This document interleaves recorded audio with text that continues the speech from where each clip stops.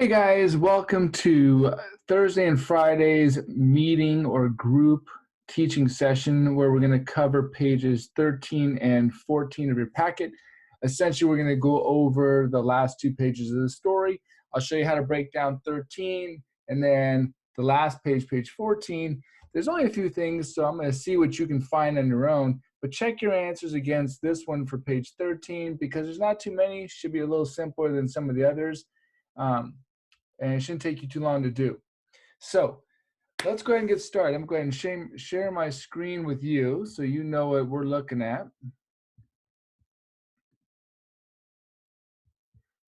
Okay, so what you can see is that we're going to be tackling May 14th and 15th, and we're going to be looking at page 5 and page 6 of the story. That's it, okay? So hopefully you guys have done them. They're not too bad. The hard ones are the earlier ones because there's so much there. So hopefully you found these a lot easier. Let's go ahead and get into it. So turn to page 14 in your story or page 13, and let's go through it one by one. While you get there, I will scroll down as well and just make sure we're all on the same page as we get going.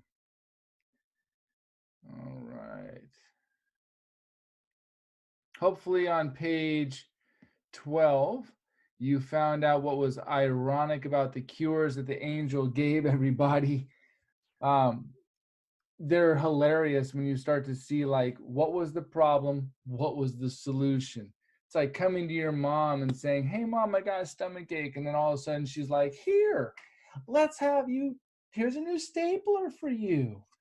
Completely pointless. So hopefully you enjoyed some of those. Those were funny to see. It also kind of shows that we don't always get what we want in life now, do we? Even when we're sick and don't feel well, or even if we think we have problems. So let's go ahead and jump down to page 13. Now you can see, I want to start you off real quick. You can already see that there's 100 points on this page. That is critical because all the story pages, if you pay attention, are worth a ton of points. So if you do these and pay attention to the videos, you pick up a lot of points that are pretty easy once you are checking your answers against the videos. So let's go ahead and take a look at what we need to find. We can scroll down and see we got 2 paragraphs. That's it. Imagery. By now, you should know imagery like the back of your hand. Anything that's description, you got it. And then you got irony, situational irony in lines 1 through 6, and then you have situational irony on 15 through 21. So I try to group you in kind of so you're not reading, looking for everything. You know it's in these 6 lines. So let's go find those, and then we'll jump down to paragraph 2. All right, paragraph 1 is a long one. So the first thing we're looking for is imagery. Be listening for descriptions. And then we're looking for situational irony in lines 1 through 6. Those are the 2 things we're going to do first. The owners of the house had no reason to lament. They had no reason to be upset. With the money they saved, they built a 2-story mansion with balconies and gardens and high netting so that the crabs wouldn't get in during the winter, and with iron bars on the windows so that angels wouldn't get in. Pelayo also set up a rabbit warren close to town and gave up his job as a bailiff for good. And Elisenda bought some satin pumps with high heels and many dresses of iridescent silk, the kind worn on Sunday by the most desirable women in these times. The chicken coop was the only thing that didn't receive attention. Okay, stop right there. We've already read about a third of the paragraph. We've already got 7 or 8 lines in. So you know we already have situational irony. You know we already have description galore. A lot of things have been described. So in here, there's lots of description. Highlight what you like. If I like the description of, for instance, the dress, I could easily just say that's imagery right there. Highlight that, label it as imagery, and I'm good to go. There's lots in this first top part of the paragraph. So pick whatever imagery you like. Now, the situational irony is in lines 1 through 6. They barred up the house, but most people bar up the house to keep out criminals, to keep people from breaking in. What did they bar up their house for? What were they protecting themselves from? Hopefully you figured it out. They were trying to protect themselves from angels. They put iron bars to keep the angels out. So that right there, as you know by now, because nothing was said, they did it physically. That's situational irony. And they want to keep angels out.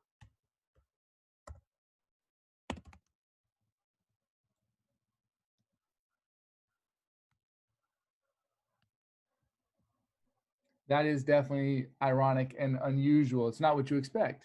Is for them to want to keep them out of your house. You would think you'd want to welcome an angel in. Okay, so there's the first two. And then we know that we have situational irony in the bottom part of the paragraph as well. So we're going to check these off that these are done. Let's go ahead and find that situational irony in 15 to 21. 15 to 21, oh, you can see that's way down here. Cool. So I'll go ahead and read through this and then we'll figure it out. We'll figure it out when we get there.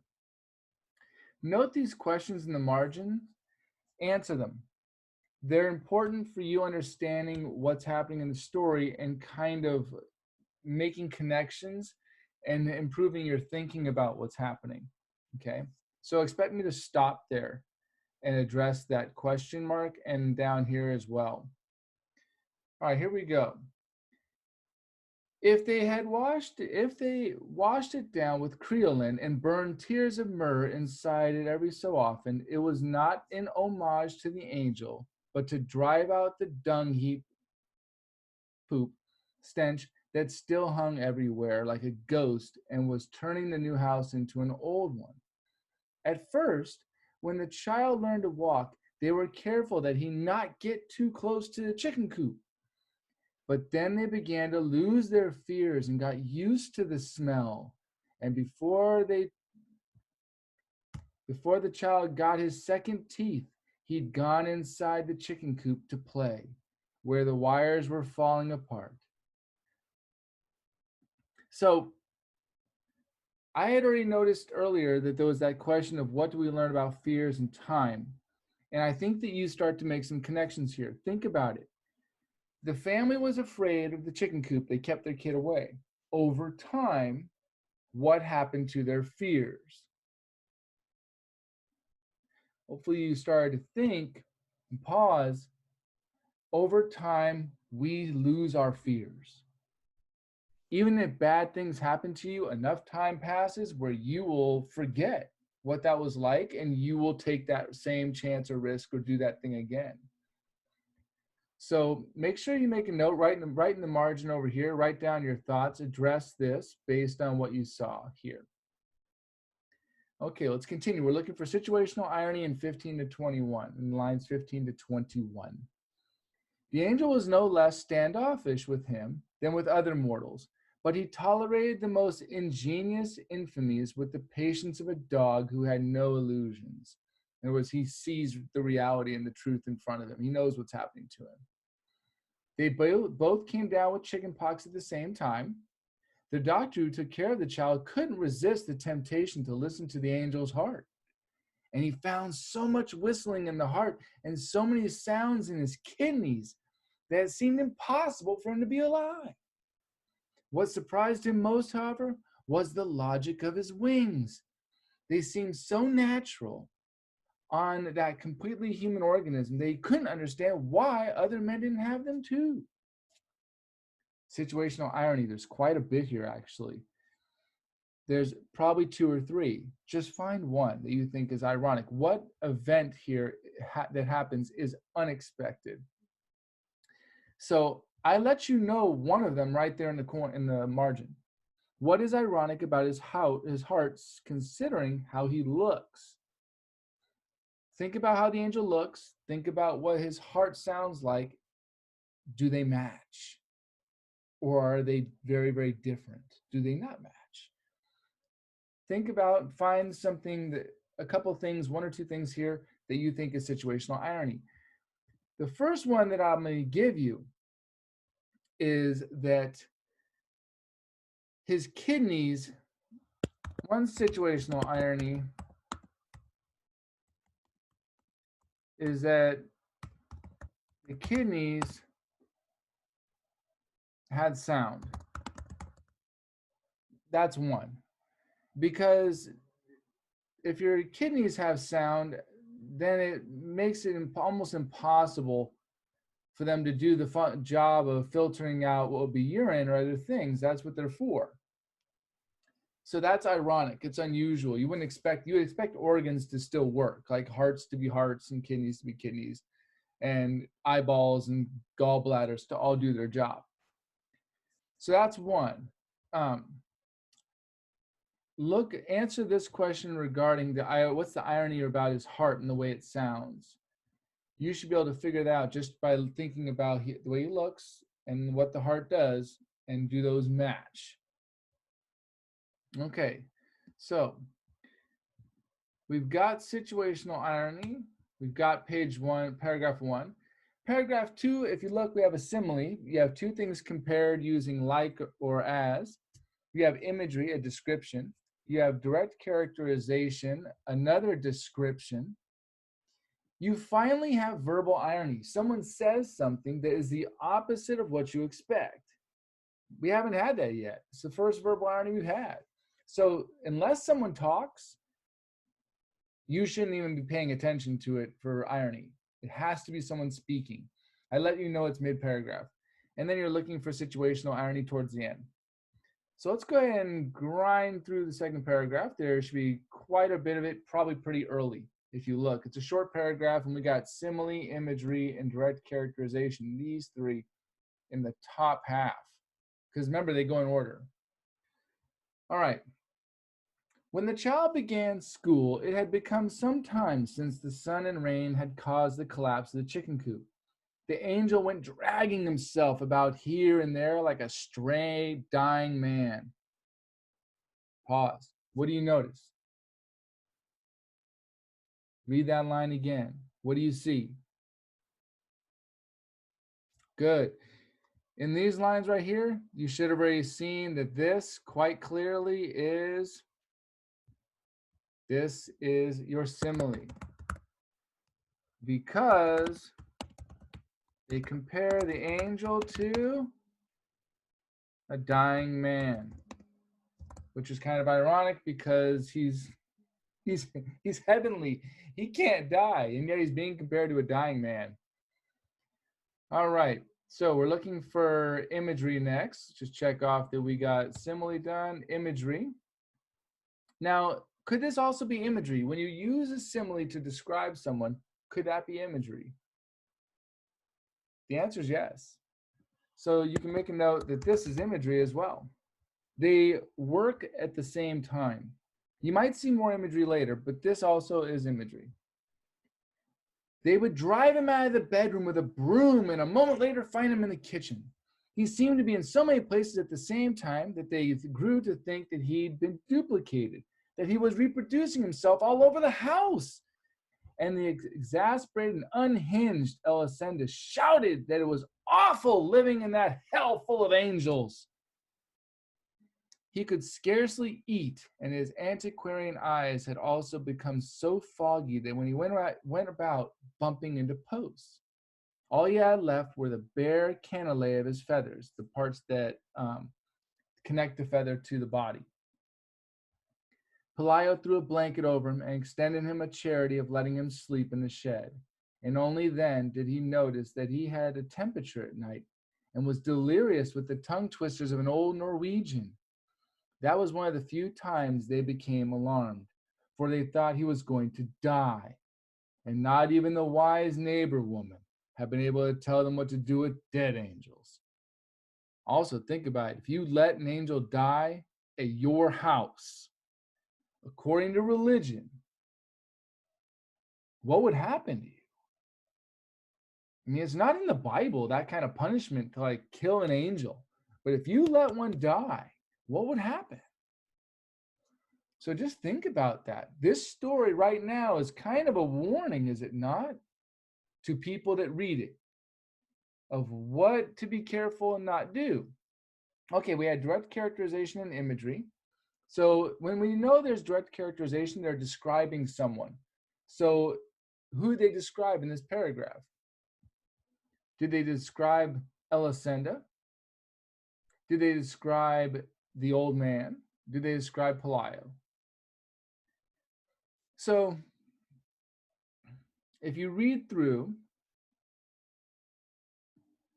he started bumping into posts. All that was left on him were his cantilet, the bottom part of his feathers. So you start to see here and up here descriptions of the angel. So you can mark here. This also would be, let's go ahead and mark that differently. That, let's put down here, DC of angel, because it's direct characterization of the angel. Now, did Elisenda say anything in this paragraph right here that seemed odd? They would drive him out of the bedroom and with a broom, and a moment later find him in the kitchen. He seemed to be in so many places at the same time that they grew to think that he'd been duplicated, that he was reproducing himself all over the house, and that they exasperated and unhinged Elisenda shouted that it was awful living in that hell full of angels. What do you notice? Hopefully you start to notice that she refers to living with angels as hell. Is that the opposite of what you expect her to say? Yes. So that's verbal irony. Living with angels equals hell. That is definitely the opposite of what we expect. So we're also looking for situational irony at this point. So let's check off imagery. We've got the angel described, direct characterization, also the angel being described. Verbal irony, that hell living with angels. Situational irony, at the very end, what was a situation that was the opposite of what you thought would happen? You know it's at the end because it's the last thing we're looking for. So right here, what was unusual? Was it that Pelayo threw a blanket over him and put him in the shed? Was it that the angel got sick? Remember, the chicken coop is filled with poop, and it's the one thing that they didn't clean or take care of or make better, like their mansion. So is it unusual that he got sick? And was it unusual that they thought he was going to die and they didn't know what to do about it? I think you found it right there. That's your situational irony.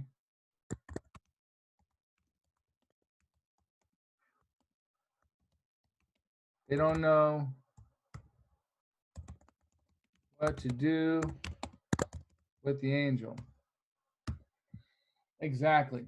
They don't know what to do with the dead angel, sorry, with a dead angel. Now before you get to the very end, I want you to just pause for a minute. Early on in the story, you found conflict. Way up at the top of the story, in the first page, the main conflict of the story was that they couldn't communicate with the angel because he didn't speak their language. So that's the conflict on the plot graph. So if you remember, for plot operates very simply. You have a conflict, right? You have a conflict. It's got to rise up to a climax.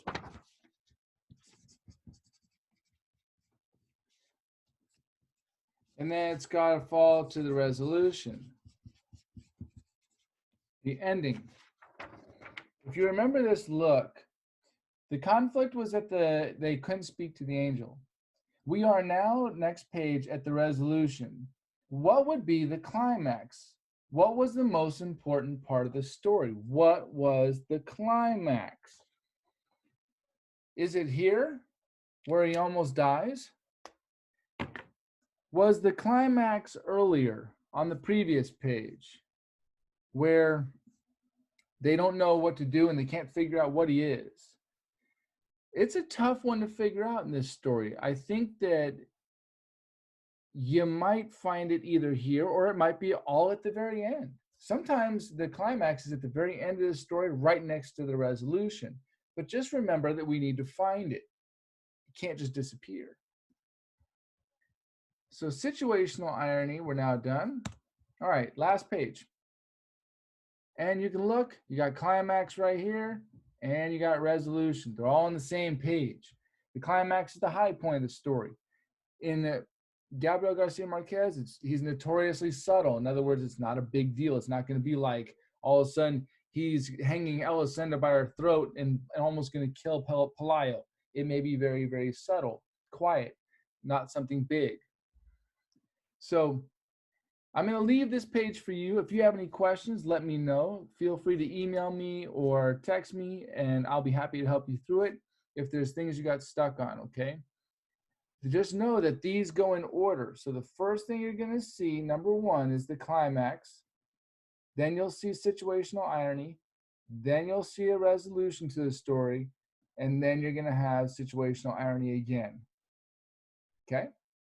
So that means these first six lines right here are probably going to have your climax and situational irony all in one.